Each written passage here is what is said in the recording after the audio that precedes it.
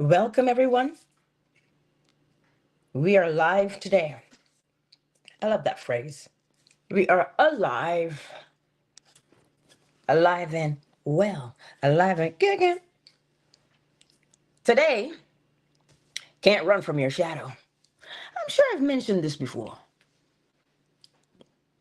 because I saw this video of this little girl. I'm sure you may have seen it. Little tiny thing. She couldn't have been more than, I don't know, 18 months. Just learned how to walk, So she's outside and it's a beautiful sunny day. She turns around and she looks down and she sees her shadow. And it scares her. And so she tries to run away and she's screaming. And of course, mom is like hysterical because this is funny.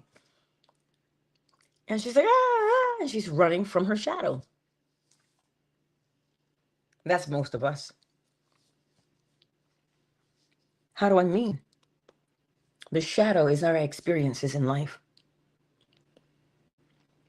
And we think we can separate ourselves from our experiences, but that is not the case. It is you who creates your experience. It is I. We create our experiences. And what are we creating our experiences from? What causes us to create our experiences? Things that we have encountered in our lives. Things that we have learned in our lives. That is where we create our experiences from. Now, when you say we create our experiences, some people say, well, that's just manifestation mumbo jumbo. Mother Nature begs to differ. Mother Nature says manifestation is not something that is, ooh, I stumble upon. No. Every seed manifests the fruit that is contained within it. Everything manifests from within. And of course, some may doubt, but again, that is a word, right? It's just that you don't believe that manifestation is real. Sometimes it is challenging for us to get our minds around it. And that's why we keep running from our shadows. You can't run from your shadow, y'all. You're casting the shadow. You and I are consistently casting a shadow. We will never not cast a shadow as long as we are in these forms. We have to cast a shadow. That's a little drafty. But that's what we do, isn't it? So how do you stop running from your shadow? We stop running from our shadow. We stop being afraid of our life experiences by recognizing that we are creating them. See, both of those scenarios make you feel a particular way. When you hear that you're creating your experience, you're like, oh my God, oh, what if I do something bad? What if I do something wrong? That's just a poor way of looking at it. Look at the freedom it affords you to create your experience. Somebody asked the question, what do I do when I don't know what I want? What do you do when you don't know what you want? You ask yourself, what do I want? And you sit there until the answer emerges from you. You can't ask me what you want. Do you know why? Because I don't know you like that. I don't know the nuances that make up your existence. I don't know your tastes. I don't know your proclivities. I don't know what grinds your gears. So I cannot offer a suggestion to you to say, well, you like this. I can say to you, you might like this. But you and I, we know what we want. This is why when you recognize that you are the creator of your experiences. Now, the interesting part is this. If you take a suggestion that someone gives you, You are creating their experience. Well, it was their suggestion. It was their suggestion. That's why it is called a suggestion. It's a suggestion. I just gently say something to you like, you want cheese. And if you want cheese, oh, you will crave it. Did it come from within you or was it implanted within you? But either way, whether it came from within you or was planted within the mind, you will cast the shadow of it. In other words, you will reap your harvest. So what are you going to do on a daily basis? Will you decide what shadow you will cast? Because remember the little girl. She actually was crying. She was so upset by this shadow that she saw. Here she is on a sunny day with her little shoes on and her little blonde curls, and she's so happy, and she turns around and she's like, what's following me? And her mother's trying to explain to her, it's you, honey, it's you. And she goes, no. And she starts to run away. No, no. Her mom's like, it's you.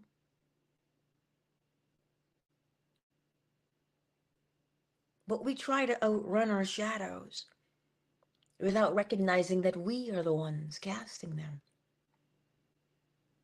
It is a powerful thing to recognize that you are the one casting the shadow. Well, what does shadow tell you? Presence or absence of light. This is what it tells you, right? So what shadow will you cast? Well, that depends. What mood are you in? Listen, yesterday I jokingly said, I don't want to have to be the one to wrap this cord around anybody's neck. Oh, and I get to work. And what is going to happen? We're going to have an altercation.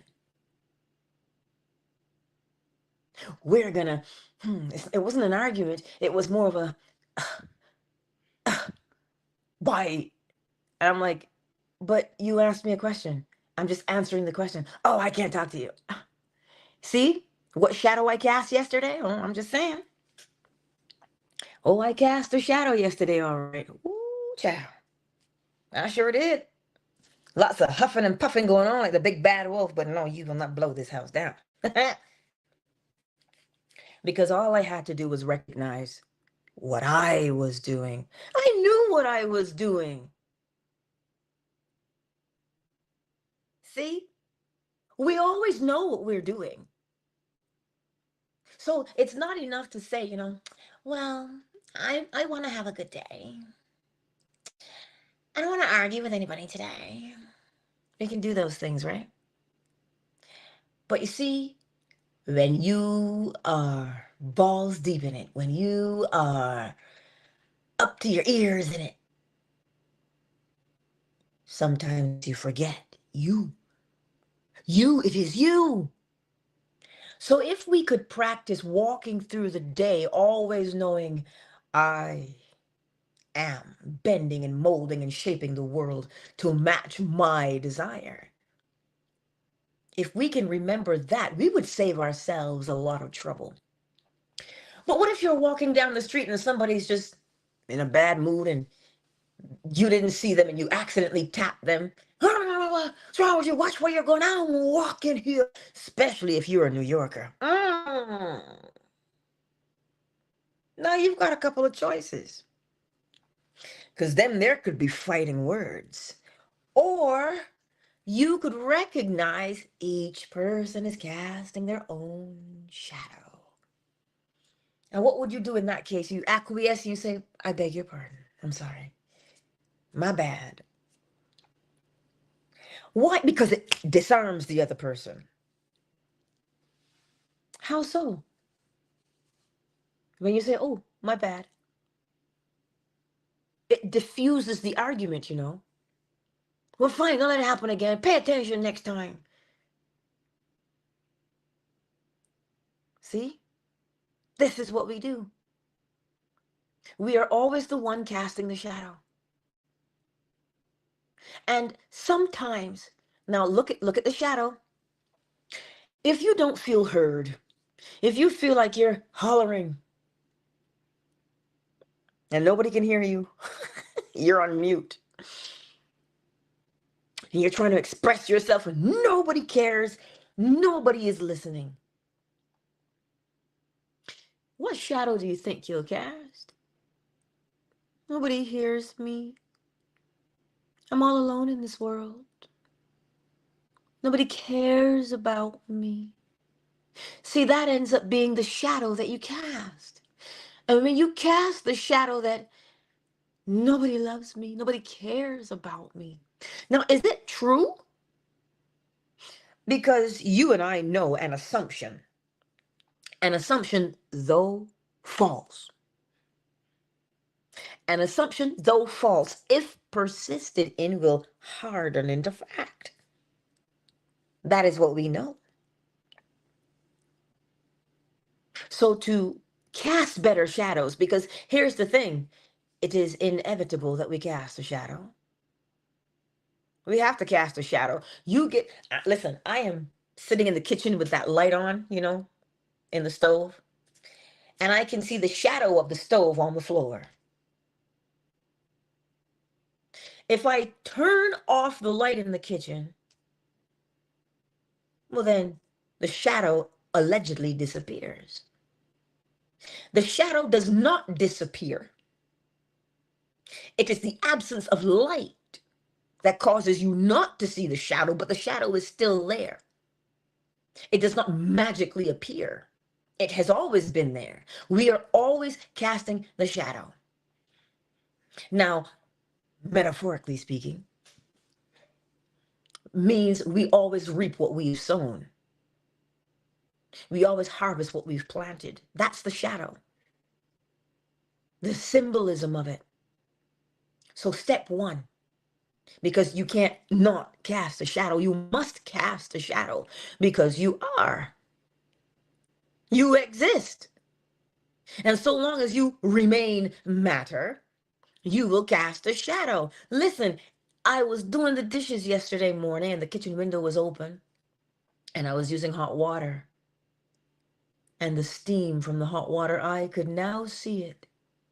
But was it not always there? Of course it was always there. That hot water is hot, but if the window is open, you will see the evidence of the heat from the water. Close the window and quote unquote, the evidence disappears. Does it disappear? So you see, it is inevitable that you and I cast a shadow in the world. This is how the world knows that we are here. Your voice is your shadow. Your artwork is your shadow. You are the one putting it out there. So when Deuteronomy 28 tells you, I put before you life and death, choose life. What is it telling you? It is telling you to choose the shadow that you want. Choose the shadow that you want to project into the world. Why? Because if you are the one to choose your shadow, well, that determines your day, does it not? But if you allow a suggestion from someone without tasting it first, well, then you end up casting that shadow, but it was not your intention. So again, then you must always be intentional. How does one become intentional? By knowing what you want. You see, knowing what you want is the object. And invisibly, it is inside your mind. I love the way Neville Goddard poetically phrases it. He says, we play out the imaginary on the stage of life. The spotlight is on you. And Jay Hudson says, I don't like living under your spotlight. Right? This is what she sang in her song. But you understand what that means? You are casting a shadow. Is it your deliberate shadow, or is it someone else's that you are walking in? And yours merges with them and you can't even see your own. But deep down, you can feel something. Something feels off to you, and you're like, oh, I don't like this, but I don't know what it is. But do you know what it demands of you? It demands that you take a little bit of time for yourself. But ain't nobody got time for that, right? We say, I don't have time. Oh, you don't have time to examine yourself? You have time to examine yourself so that you will know exactly what shadow you cast in this world. If somebody says, oh my God, I can't stand her, she is this, she is that, that is the shadow you're casting in the world. Anytime anybody says something about you, it is their perception of you based upon how they see your shadow. Like every time I tell you that my grandfather was the epitome of manhood, because that was the shadow he cast in the world. If my son says to you, oh, God, my mother nags me so much, that is the shadow I cast in his world. But why am I casting that shadow in his world? Because I always have to say, can you tidy up? So it appears to be nagging. And all I'm just saying is, can you tidy that up, please? How many times do I have to say it? And he would always say, well, only once. And I'm like, well, I didn't see anybody get up and move. So you see what we do in every little facet of our lives. We're casting a shadow. But you can't run from it. You can't run from yourself. You can't run from yourself. Because wherever I am, there I am. So what are you going to do today? Step one, decide what shadow you want to cast in the world, which means go to the end. Who do you say you want to be? And when you say you want to be that person, then you have to continually stand in that light to cast that shadow. This is what persistence is. Persistence is standing in that light so that the shadow that is cast is exactly the one you want. But the moment you move, meaning you break your attention and you turn in another direction, the shadow is now different. It's facing another direction. It now doesn't match what you say you want to be. So one must persist standing in the light of what? The light of your desire that says, I am that. I am. That is why we persist. That is how we persist. That is what we persist in doing. Standing in the light of the thing you say you are. So that when you cast the reflection, bam, there it is. You're like, ooh, that's me. And when you look upon that shadow that is being cast, if you look at it and go, well, I could modify it here, well, then modify your attitude. And that is what changes the shadow. Oh, well, if you're standing in the mirror and you're wearing your bowler hat and you say, yeah, I feel like a baseball cap, you can't wear the bowler hat and go, I really feel like a baseball cap today. Well, you've got to put the baseball cap on. Meaning you've got to change your attitude so that the thing of yourself that you're looking at changes to match what you say you are. But Angela, I'm scared to do that. What if I don't like my reflection? If you do not like the present reflection that is being cast, what behavior within yourself can you change to alter that reflection to make it more like what you want? Well, then see yourself doing it in your mind's eye. And then as you do it within your mind's eye, it must change on the outside. A lot of mercy.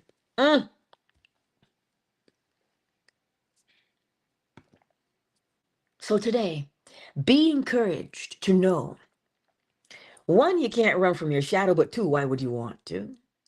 It is you. You must love the self. Every time you see your shadow, huh? And it is delightful to you because you decided what you wanted to be. You said, ooh, I look good in that attitude. That attitude fits me well. Yes, it does. You begin to do that. You fall in love with the attitude that you want to present into the world. Nobody knows why you smile. The same way nobody knows why you cry. It is all within you. It is within you. But you are the one who gets to decide. But I'm so scared of that power because with great power comes great responsibility. Oh dear.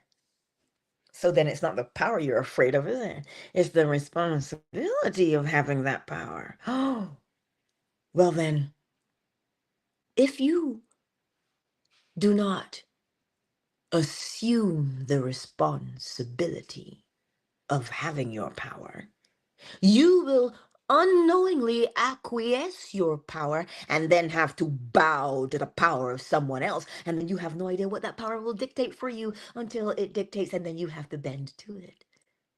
It is unknown to you. And you're not supposed to be in a place of not knowing. You see, the person who's wielding the power, they know what that power is and what they want it to accomplish. Why? Because your words will not return unto you void. That's why they know what their power is going to do. So you have to know what your power is going to do. So that means you can't be scared of using your power. If ever you feel afraid, here's something you can do. You can use the principle of cause and effect. Oh, here's how. If you say, but I'm afraid, ask yourself, what effect do I want? And then you can say, well, I want this to happen. Every effect has its cause. So if you determine the effect that you want to experience, you will bring about the cause, thereby eliminating your fear. So again, you don't have to be afraid. You just got to know, what effect do I want? When I walk into that room, what do I want to happen? And then you feel, because you will feel it rise in your bosom. You'll feel that effect. And when you walk into that room, exactly what you said you wanted to experience, it happens. So you brought about the cause. So you see, you don't have to be afraid of walking into the room and interacting with others. Just determine the effect. So to overcome fear, choose the effect that you want. Use the principle of cause and effect. Well, shoot, you could use polarity if you wanted to. Well, because think about it. Polarity would be, what side do you want them leaning on? Where do you want them to lean? Do you want them to lean in your favor? Well, then what is that effect? That effect is, oh, you want the support. So if you want the support, then assume that you have the support because that's what you want. And then as you enter that space, the support is given. You see, we can overcome fear. We can overcome worry. Why? How? By choosing what effect you want to experience. And when you choose the effect, you will bring about the cause, because the cause has to happen because the effect is there. Every cause has its effect, and every effect has its cause. So you see how gracious the principles are? It never leaves you in a place where you are unsure of yourself. It always leaves you with surety. Shakespeare says, assume a virtue if you have it not. Well, that is cause and effect. What would having that virtue do to you? What do I mean by virtue? The thing that you want. The attitude that you want. The virtue. The essence of what you want. So assume that you have it, which means the effect. So you see today, my beautiful friends, don't run from your shadow. Choose the effect that you want your shadow to have on the world. I remember in the scripture, somebody was walking by and their shadow fell upon someone who was ill. Oh, and they were healed. Say, what now? You mean to tell me, Angela, that my shadow can just touch somebody and they can change?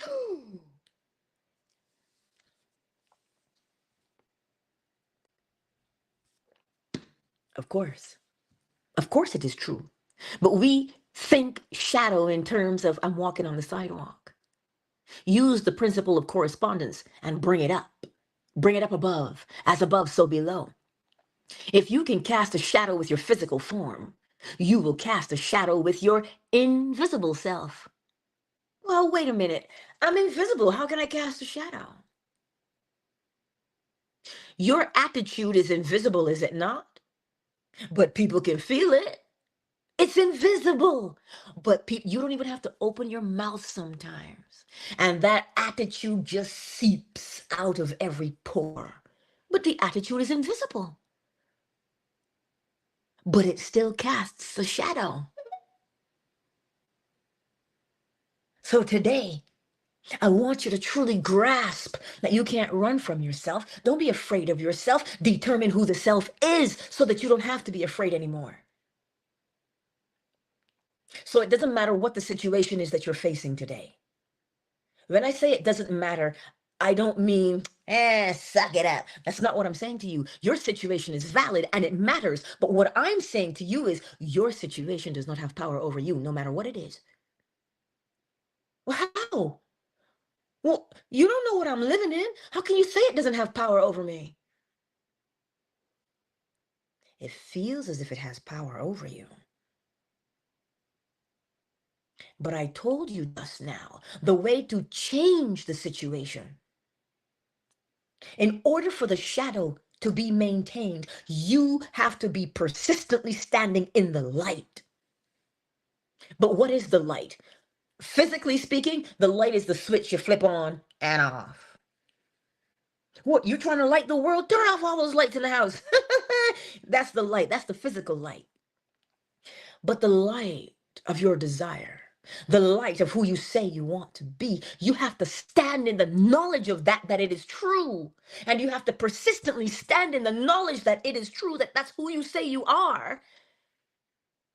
And that shadow appears in the world and you are it.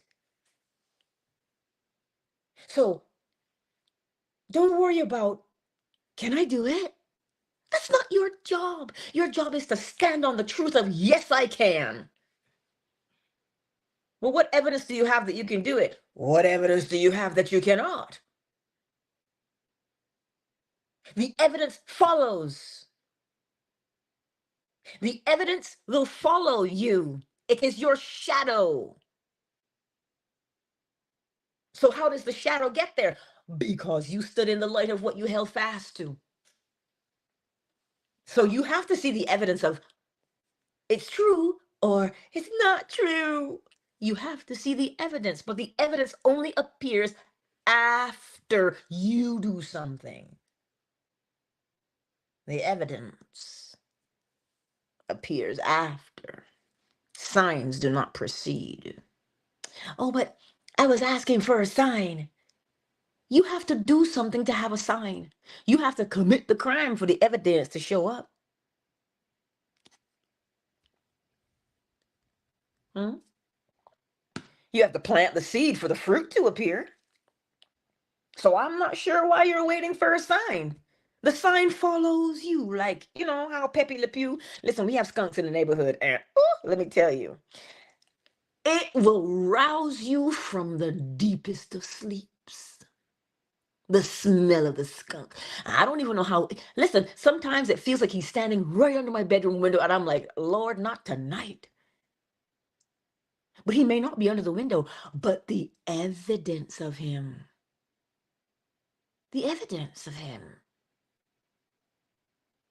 So you see, my beautiful friends, let us not be afraid of our shadows. Let us not be afraid of ourselves. To gain your confidence, tell yourself who you want to be, and you will see the evidence of it. So long as you keep standing in the truth of it. Neville Goddard, the great poet. An assumption, though false, if persisted in, will harden into fact. Somebody else said it in a slightly less poetic way, but in a more, they said, the bigger the lie, the easier it is to believe. Something along those lines is what they said. See? They're saying the same thing. So, what will you tell yourself? What shadow will you cast in the world? Whatever shadow you want to cast in this world, stand in the light of the truth of the thing that you hold to be true, because that's all you're doing anyway.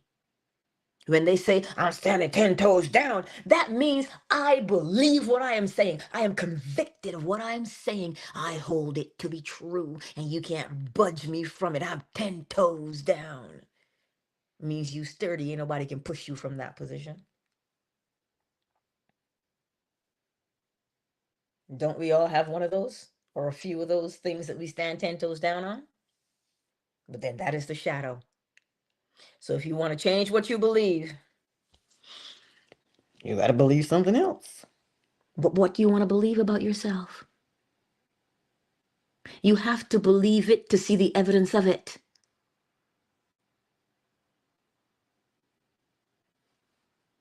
You can't escape that. What you believe, you see the evidence of. People say seeing is believing. No, believing is seeing. What you believe in, you will see. She's got a bad attitude. So every time she shows up, she has to have a bad attitude, because you cannot be made a liar of. But if you change your perspective of them, they will change to match your perspective. Because you're standing in the light of the truth of what you hold dear. Let us welcome everyone into the space, and then we'll get the bowl. Yoda Green. Hello, Yoda Green. You are new to me, darling. Well, in a sense you are. Because I haven't said your name in a while, Yoda Green. You know? But hey, I see you on Twitter, YouTube, and Facebook. Hey, celestial being. Celestial says, I finally saw you live. Well, yeah, I'm seeing you live too. It's good to see you. And for the others who have not made themselves known in the chat on YouTube and Facebook, I'm looking over the top of my glasses. I see you too. It's good to have you here. Now, who's here on Fanbase today? Ow. There, Deborah. That's Deborah's in the house. CM is in the house. Big Mike is in the house. Miss McQueen, Moon, and Dolphin Duck. You must say hello to Dolphin Duck for us. Flo Smiles is here. And she sure lives up to that name, let me tell you. And Oracle Treehouse is kicking it with us today. Thank you, each and every one of you, for being here and spending your time with. Trust me, you could be doing anything else. Shoot, I could be doing the dishes too. But I love you, because you are me and I am you. There is only one being in the world. Only one. I am. That's it. So I come and I share with you every day. I share with me, and y'all are just hanging on for the ride. You're like, hold up, girl, I don't get it. But it's all right. I'll be here. I read something this morning on LinkedIn. People are talking about the Bible and how not cool it is. And I'm like, man, it's just because it wasn't the Bible that hurt you. It was church and people in the church that hurt you and stole your money and stole your girl and all that kind of foolishness. It's just, man, it's just a building and the people in it. Relax. But the Bible has many beautiful gems in it that we can mentally or psychologically apply to help us change our lives. Those 7 principles: mentalism, correspondence, vibration, polarity, rhythm, causation, and gender, are all in the scripture. But if you don't read to comprehend, we will miss the important thing. Anywho, let me get the bowl. And as you hear the bowl this morning, determine what shadow do I want to cast in the world today? Instead of casting aspersions, cast shadows of good things. Sorry, I couldn't help myself. But ooh, hello, Shea Butter. Flo Smiles is like aspersions. Yeah. Mm, because that's a popular saying. Oh, you're just casting aspersions. Nah, we don't cast aspersions, we cast shadows in the world.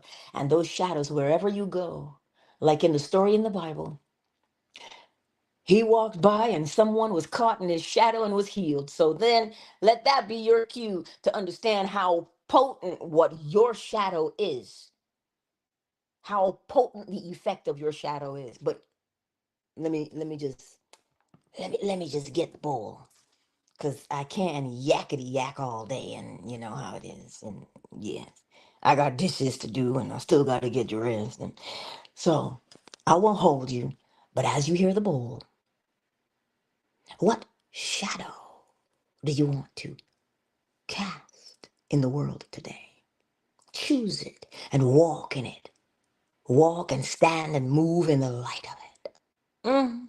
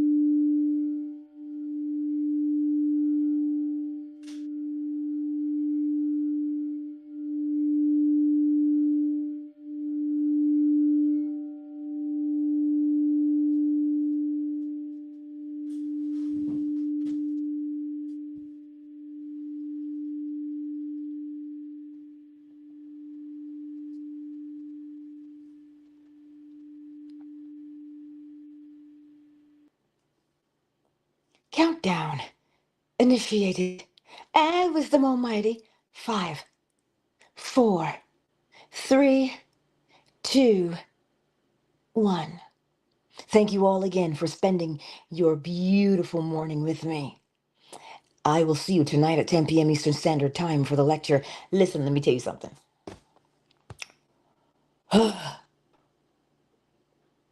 Last night's lecture was fire too. I just, I know it's supposed to be bedtime, but I get so fired up when I read it. But yeah, remember what I showed you last night that you can do? If there's two of you, you and a good friend, just two of you, we're two or more, but two are required. You must have a witness. But you bring before your mind's eye a person or a place, and you drench yourself in the feeling of the relief of their safety. And that is how you can, quote unquote, send love and light to people. Like you act the moment you call somebody to your mind's eye, you have opened up a window of communication with them. Oh, indeed, you have. Right? So that is how, because sometimes we feel helpless. Like, well, I'm all the way in Canada. What can I do to help with a flood? A lot. If you focus, remember the story of the Tower of Babel. They had one focus, one language. If you look at the story, they all have one language, one goal, one focus, one outcome. And what did they do with that? Accomplished something. So the same principle, oneness of mind, oneness of intention, oneness of attitude, and you can accomplish the exact same thing. Remember, the story tells you what to do, but we ain't listening. We just want to hear, well, that wasn't true. But look at what God did. That is not what the story is telling you. The story is telling you if you are with a group and you are one focus, what do we call it? A mob. But hey, don't let me get fired up. I got things to do before I got to leave the house. But think about it next time. If you want to bring about change in a particular neighborhood, just get one or two of you. Every Monday night at 8 p.m. Eastern Standard Time, I host one of those rooms right here on YouTube. I might do it on Fanbase. I haven't decided yet, but it's a private link. So if you want to be a part of that every Monday night, it's a half an hour, if that. Right? Because if you do it too long, you tend to fall asleep. You don't want to fall asleep. You want to be alert. So if you want to be a part of that, just slide into my DMs and I'll send you the link. But if you don't tell me that you want to be a part of it, ow, I can't send you the link. Hello, I digress. So with that, my beautiful friends. Oh, look, there's somebody from Facebook. Hey, I see you. Um, I think because I spent this extra time, I'll probably just close all the rooms at the same time. Normally, I'll hang out on Fanbase for another 5 minutes, but time is of the essence. But yet here I am, still yakety yakking, but I digress. Anyhow, that room you can definitely be a part of. If you, like I said, if you want to be a part of that, to focus on whatever that thing is you want to focus on, we can all sit in agreement with it and bring about a change. Okay? So with that, I do love you. I'm gonna see you tonight. Ow. Sorry. Anyhow, I truly do love you though, and I'll see you tonight. 10 p.m. Eastern Standard Time. Right here on YouTube, Facebook, Fanbase, Twitter. Hey, it's symmetric. I'll wake up with you. I wanna wake up with you. That's a reggae song. I wanna be the first thing that you see.